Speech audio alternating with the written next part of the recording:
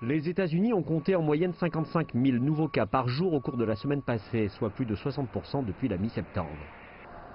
Et vendredi fut marqué par le plus d'infections en une seule journée depuis juillet et au moins 10 États ont signalé des records de cas comme au Colorado, en Virginie occidentale et au Nouveau-Mexique. La Maison-Blanche déclare que davantage de tests confirmeront davantage d'infections.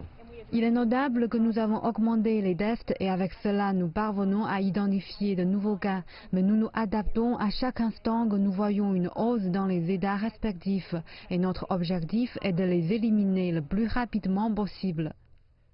Et tout cela arrive alors que l'hiver approche aux États-Unis, ce qui contraindra de nombreuses personnes à rester chez elles, où le risque d'infection est bien plus élevé.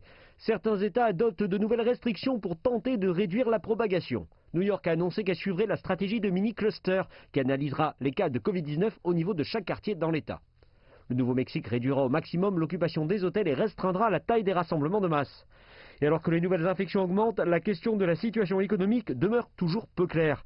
Le déficit du budget fédéral américain des États-Unis a explosé à un record de 3 100 milliards de dollars pour 2020, donnant ainsi une idée des dépenses publiques massives et des déclins des revenus de l'impôt, alors que les foyers et les commerces luttent.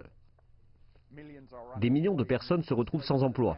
Il y a une frustration car les républicains et les démocrates au Congrès ont été incapables d'atteindre un accord sur l'aide à l'emploi, quelque chose considéré comme vital pour maintenir l'économie à flot durant les premiers mois de la pandémie.